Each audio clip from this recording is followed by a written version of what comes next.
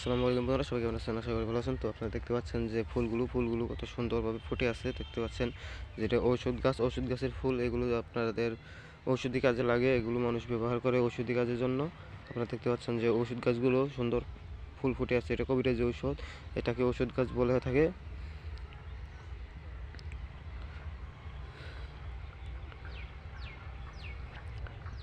এটা সচরাচর কোথাও পাবেন না, অল্প অল্প সময়ে কিছু কিছু জায়গায় পাওয়া যায়। এটা কবিরাজরা ওষুধভাবে ব্যবহার করে থাকে।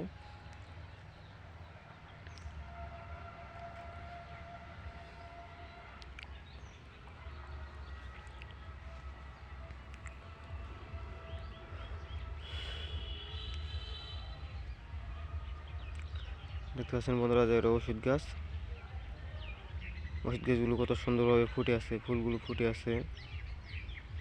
এই ফুল দিয়েও আপনাদের ঔষধের কাজে লাগে, মানুষের অনেক অনেক ধরনের কাজে লাগে। পরিবেশ সুন্দর করে,